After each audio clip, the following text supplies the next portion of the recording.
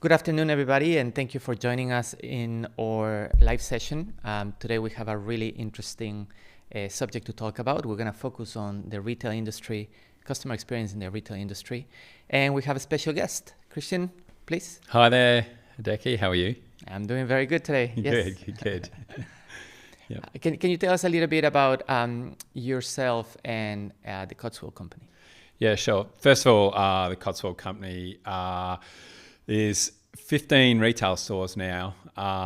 Most of our business, though, is online. And we have a lot of phone business as well on top of that. So we sell furniture. And we are in an incredible sort of growth phase at the moment, have been now for around about the last sort of 18 months, 2 years. So that's the Cotswold Company very quickly. And myself, I have been at the Cotswold Company 3 years now. I am the head of customer development, which really in practical terms means I'm in charge of all of the phone contact into the business and all of the emails and chats and things like that to do with customer care and also a little bit of sales, as I mentioned. So that's my remit there. Okay. Yeah. So you've been into the role for 3 years now, right? Yep. What is the mission for the role? What are you brought to achieve? Yeah, it's changed a little bit. So is my title. When I first started, I was head of customer care. Might have been head of contact center or something like that. So the title's changed, and I think that's quite as reflective of probably the change of mission as well. Because when I began, it was about that customer contact sort of expertise, and we're coming just on the tail end of COVID, and the business had been through a really volatile period, and we'd also had some consultancy in to try and lay a bit more of a foundation for the contact center and our customer service proposition. And so I was probably brought in as a safe pair of hands. In fact, I know that was the case, that they just wanted someone who'd had expertise in contact centers, working with customer care, working a little bit with sales. And so I fitted that bill because I'd also had a bit of planning experience previously, knew a bit of the technology in the area. But it has grown in my time there. As I said, the title changed, and I think that was reflective of a realisation that this was more about just running a contact centre, that we needed to have almost a vision ourselves, which was about what is our customer proposition for customer care, how do we want to treat our customers, and also the third element of it was probably this furniture expert part, which I never saw coming. But I've had to become a lot more aware of the industry. And I guess that's natural, but you probably early on in the job, you stick to what you're expert at. And that was all about the resourcing, the level of service we're providing. And over time, it's morphed into this, now I know more about the business. I know about our supply chain. I know about the quality of our products. And I guess that's always going to come. But yeah, the last 18 months has been much more sort of focused on those sorts of areas. So, okay. Yep. That's really interesting that, the tactical and operational bits, they are important. But as you mature the practice of customer experience, you have to have a mission. Yeah. Right? I think something that is quite interesting about your brand is how much people are in love with the brand, and obviously there is the intrinsic value of the products, the design and everything, but the experience that you create around the products, what is the focus on delivering that experience as an added value to the products?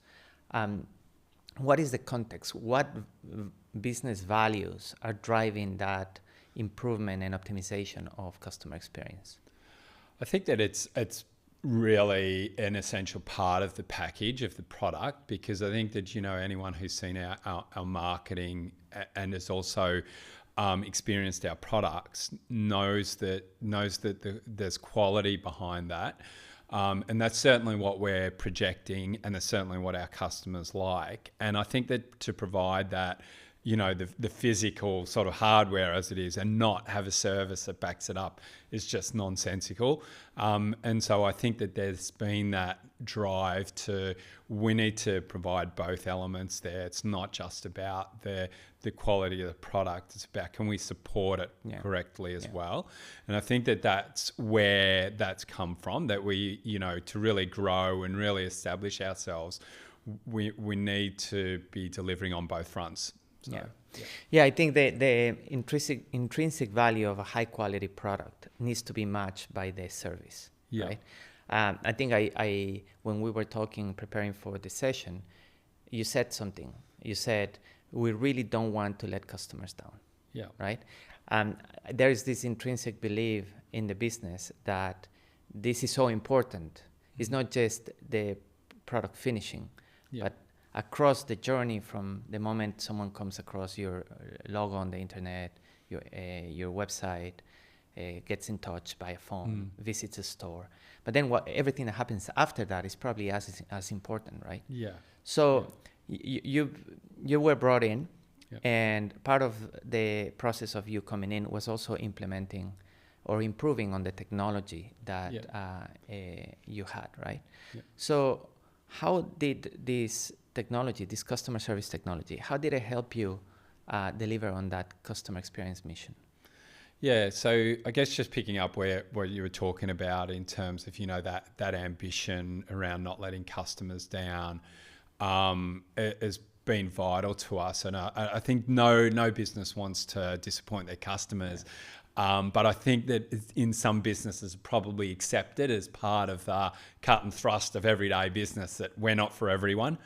But I genuinely believe that, if you look through our Trustpilot and reviews and things like that, every negative review that we've ever received is felt deeply.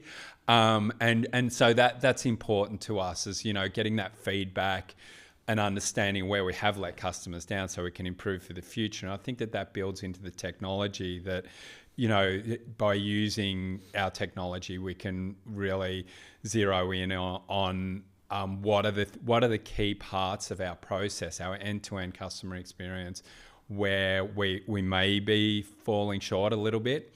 And to date, some of that's been done manually by our customer experience manager, but there's also, the tools that we have in our telephony and our ticketing system that allow us to sort of track that a little bit and understand where are we going wrong.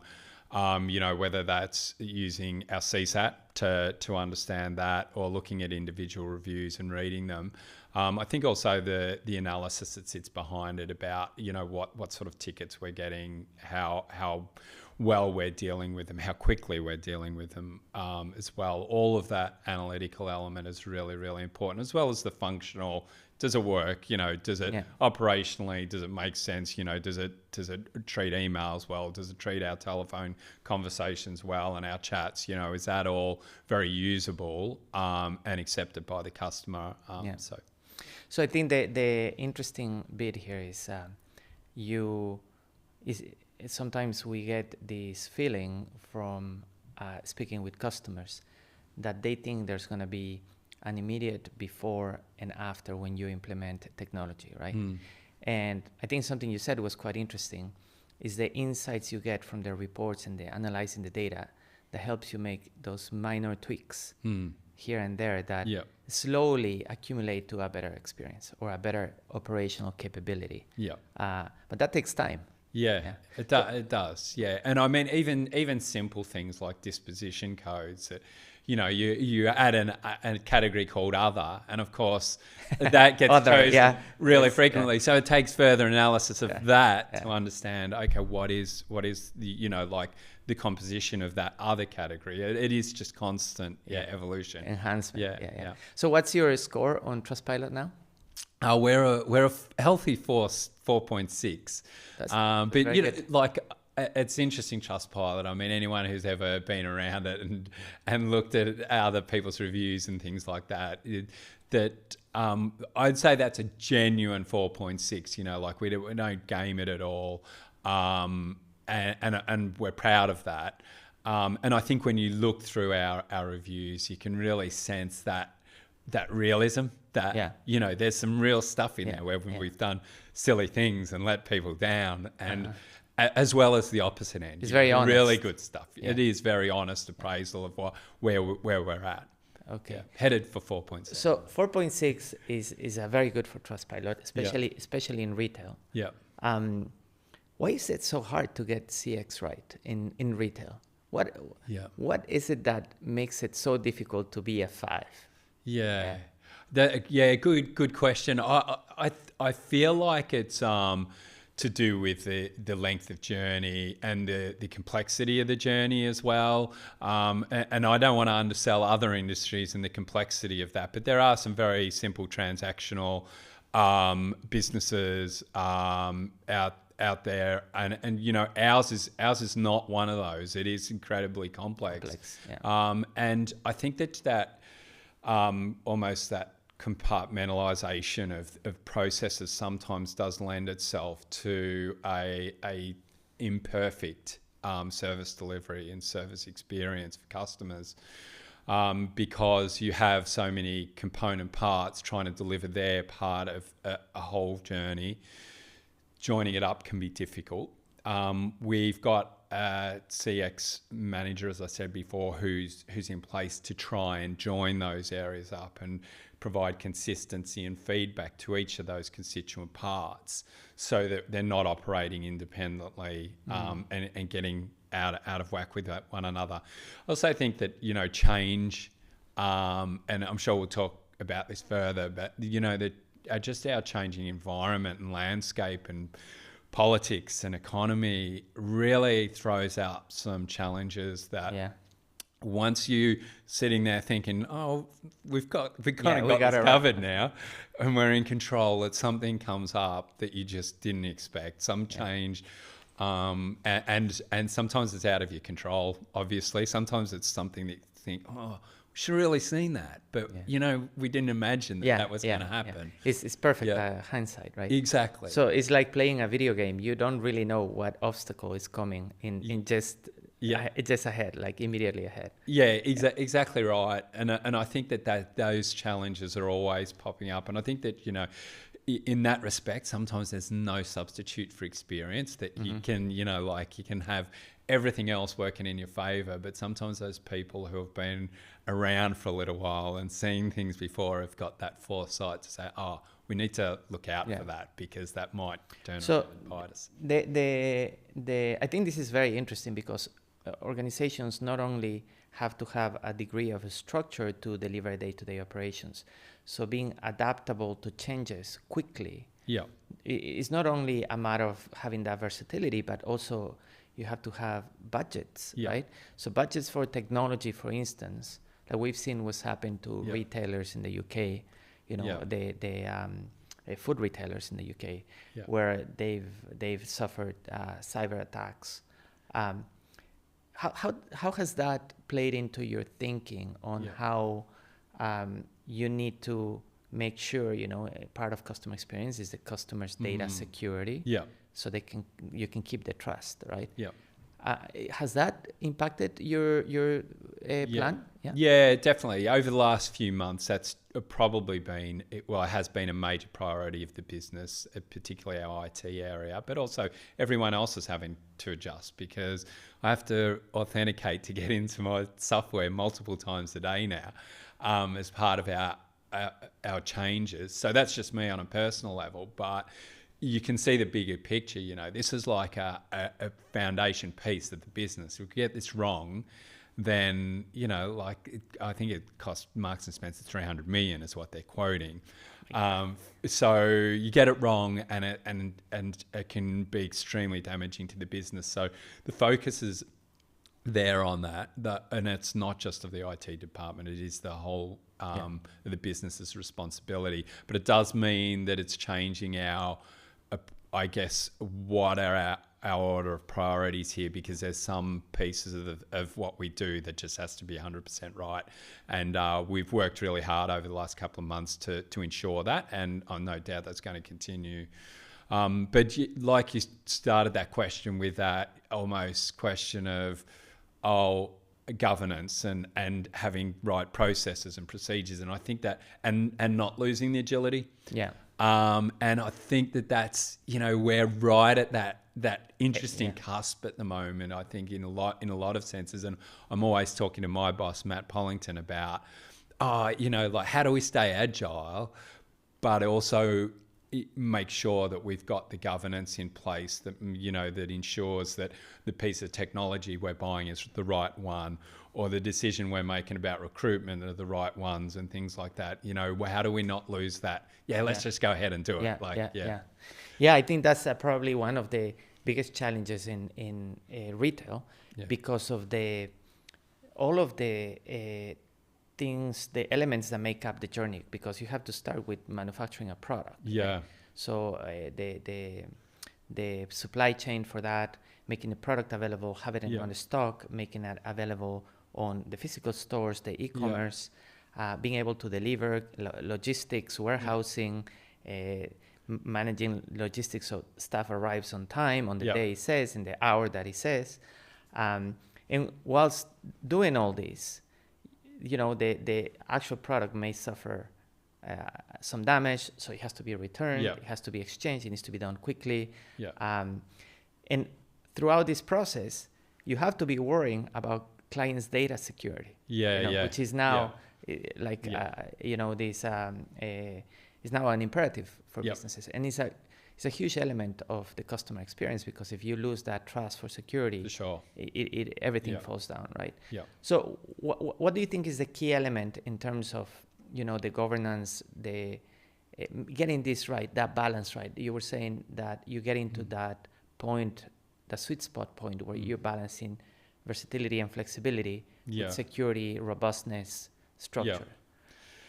Yeah, I guess that I've worked in businesses before that have been incredibly bureaucratic, and for good reason. That was in financial services, and so you can understand in that industry there is no margin for error at all. And that's not to say that we would take any chances or anything like that in retail, but I think that we're still on that journey, and the governance now is much tighter than it was. And I'm not just talking about like cybersecurity and stuff like that, talking about right across the business, and the decision making processes and budgeting has really come a long way.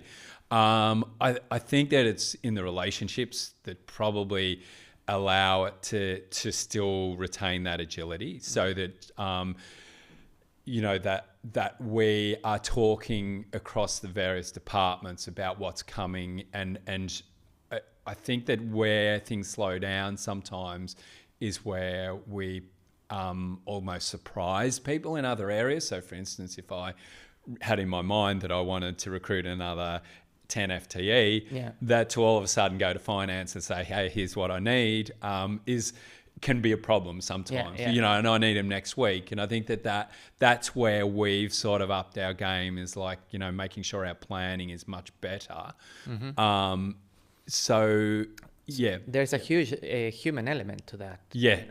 So if you share the vision of where the business wants to go, if everybody is aware of the resources, constraints, efforts that are required to achieve that vision, and then everybody is talking and communicating as regularly and as clearly as possible, people can understand the context from which you're coming from to maybe change what they need to change to be able to help you. And sometimes it's the other way around. You need to change for them.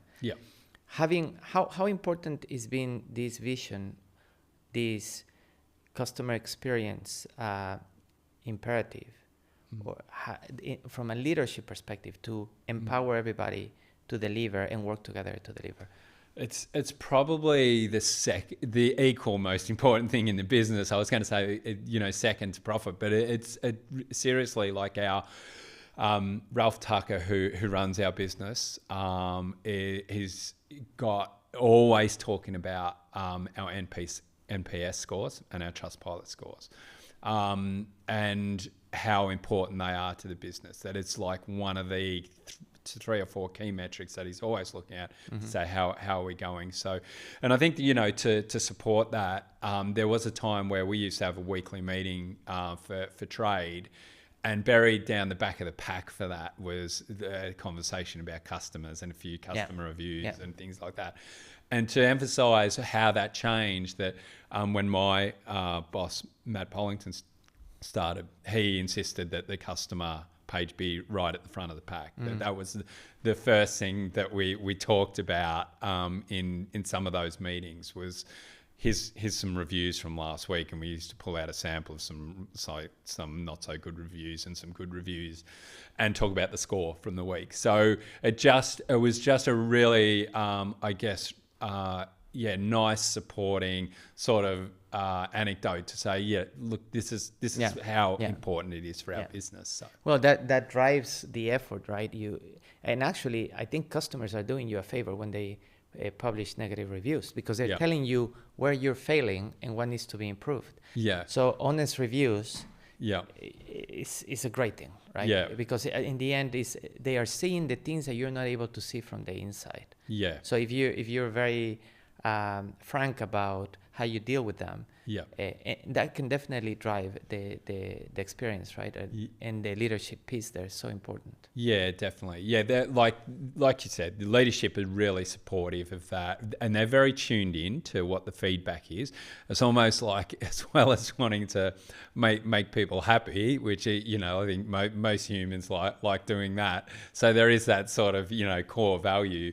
But also, like, no one wants to have the negative review about them. So, and because it's quite visible, it's very public. So that's a good driver. Yeah. So, at an operational and tactical level, you're using Zendesk, right, as a customer service platform. Where are you in this journey of optimizing to the most, and now with AI coming into place, which is, I think the trick with AI that I see in a lot of clients is the timing. When is the right time to bring AI tools, in customer service especially, is AI agents? When is the right time to bring that in? Because you have to balance the digital maturity of the business, the understanding of how that technology works in the business, budgeting for something that is new, with a technology that is evolving so quickly, right? But you've had Zendesk for a few years now. Where are you in this journey, the optimization, the technology journey for customer experience? Yeah, I think that, you know, for the first year and a half or so of my tenure, Cotswold Company was probably not. It was very much let's just consolidate here, and even if you remember that first year, the war in Ukraine started and cost of living crisis sort of came on straight after that. And I think the appetite to do much different really wasn't there. That, you know, let's just carry on because we're doing okay. And I think now that in the last year and a half, we've really started to explore what we can do with Zendesk and where we can improve it. If the journey was 100 miles, I'd say I feel like sometimes we're about mile 20. You know, and part of that is because the landscape's changing so quickly. I mean, a year and a half ago or 2 years ago, Time Shift wasn't part of Zendesk. It was a separate product. So was Klaus. They didn't have a telephony product. The AI wasn't around. And, you know, so if you think about that change in such a short space of time, and I know other products are available, but that's how quickly things are changing. So someone looking at their sort of core product and saying, "Oh, here's what we've got." A year and a half ago, I'd probably think, "Yeah, we're doing okay." We thought we're probably at mile 50, but it feels like, you know, the world is really moving on. And that doesn't mean that we're necessarily falling behind. I think that, you know, we've had some imperatives around ensuring that our own Zendesk instance works well for us. So that's always been really important to us and still is, and we're developing that. But I think that, you know, these extra bits that we can add into it that will, you know, help our customers, help us analyze it, help us reflect and get feedback. Help us resource the team correctly. All of those elements are really going to be a big part of our next sort of 18 months. Yeah. So I think getting those fundamental rights is really important.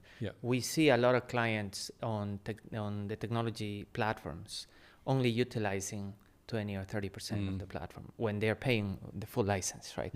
So I think a lot of the focus is get these things right. Make sure that you create a good foundation. You have a very extensive knowledge base. I was very happy to see how well developed it was and how curated it is to use very simple language, straight to the point, concise, but has great coverage. That is the foundation for AI bots. You can implement, it's very difficult to implement a fully capable AI bot if you have no way to feed knowledge into the AI. So I think just focusing on the foundation is just giving you the right platform to grow on to the next stage, right? That's actually quite a good learning in such a short period of time, because the AI products have only been around for a little over a year now. And actually probably less than a year. And now we could say they are maturing. I don't know what's coming next, right? I have an idea, but I don't know. But even for now, I think if we had to say something to organizations looking at using AI bots, is make sure you have.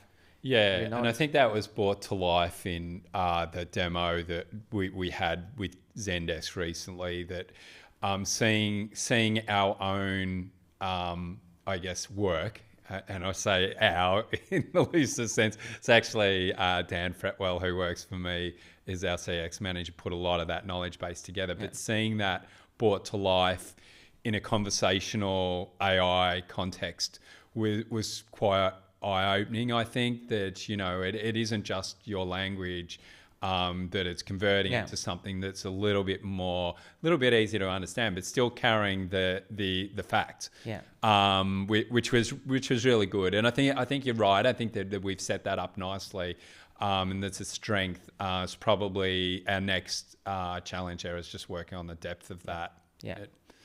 So you've been in this role for a little over 3 years.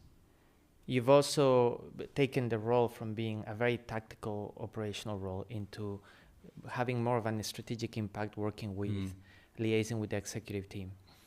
What are the learnings that you take away from this? You as an expert in your field, what insights can you derive, or what can you tell other people, other peers that are in the same journey? Yeah, I think it's a personal one, really, and it probably just comes back to, and there's such a cliche talking about communication, but it's probably to be a little bit as humble as you can be sometimes, to really appreciate that you don't know everything and that other people have got a hell of a lot of wisdom, but also to, I think, be prepared to be wrong. And which I think also allows you to bounce ideas off other people, to walk into a meeting with a preconceived idea of what the outcome is going to be is sometimes not always to your benefit. It's good to have a plan, but I think it's also good to be able to adjust to not getting your own way, or looking at the world differently. I'm 54 now, and that's taken a long time. I think I started learning that when I was in my 20s, but it's probably taken 30 years to finally, to get to that much more comfortable area of it's okay to be wrong. It's okay. Not all the time. No one's doing wrong all the time. But occasionally, there's people who will have better insight, better information, better ideas, and taking those on board is really important. So I think in that context, what I was talking about before about, no surprises, that's something that our CEO often says. It's like, let's not have any surprises. It's really, the earlier you start talking about things, getting it out on the table, here's what we're thinking of, what's this look like for you? It doesn't allow you to travel off down a path with a finished product that you then present to someone who says, hang on, Yeah, did you yeah. actually think about such Yeah, and such? regular. Yeah, so I guess to a lot of people is probably listening thinking that's really obvious, but I think that there probably are some other people like me who've been on that journey, gone down their own street only to realise it was a dead end. So That's really interesting. Be prepared to be wrong. yeah, You have to have a plan, Yeah. right? Yeah, I think it was Mike Tyson who said, "Everybody's got a plan That's until it. they Yeah. they get punched on the face," right? yeah, Yeah, you have to have a plan, but be prepared to be wrong. Be humble enough to accept that someone else may know better. yeah. But yeah, that's really nice. Thank you. And I'd like to ask a question that is a little bit out of the blue. Have you discovered any little piece of technology recently that you're loving? Yeah, I think that there's probably a couple of things that I can think of there. One is personal. I've never subscribed to LinkedIn before. I always had the free version of LinkedIn, and just recently, I think in order to better promote some jobs that we were trying to fill at work, I needed to subscribe and get a paid account. And it was just, it really blew me away, the options now that people have when applying for jobs. Like the AI is writing cover letters for people, reformatting their CVs, telling them where their weaknesses are and their strengths and how they need to position themselves in going for other jobs and stuff like that. It just, and some people might hear that and think, oh, wow, that's been around for a while. But it's just like this moment of discovery. It's like, actually, you can actually let this stuff do it all for you. The percentage of people who have a LinkedIn paid account is very small. Yeah. So I think it's a Yeah. And it's not an ad for LinkedIn by any means. In fact, for recruiters, it's an interesting thing to think about as well, because your best CVs may not necessarily be from the best people. Yeah. Just, they're just using the tech in the best way. So, and the other one I was just going to touch on was, we're looking at some AI for our QA recently with a company, and it just really struck me that, the depth in what some people are doing around AI. I think with QA is quite difficult because there's obviously a lot of things that AI can't check outside of, the conversation. So what did the person go on off and do what they said they were going to do? Sometimes you need to go to other systems. So there's some things where it can't check at the moment, but the areas where it can, around the conversation and the language that's been used, it really blew me away. And for the recreation of one of our forms, and we have several, to show to be out in a usable state was just amazing. Like for someone like me, who's probably always a little bit like, that's never going to do what a human does, and it can't quite, but it's not far away. It's not far away. It's not very far away. Yeah. Cool. Well, thank you for sharing all these insights. It's been a really cool conversation. Hopefully it was useful for everybody in their offices or at home or in the train. And we'll see everybody on the next live session. Thank you very much, Christian. Thank you for having me along. Thank you. Cheers. Bye-bye. Bye.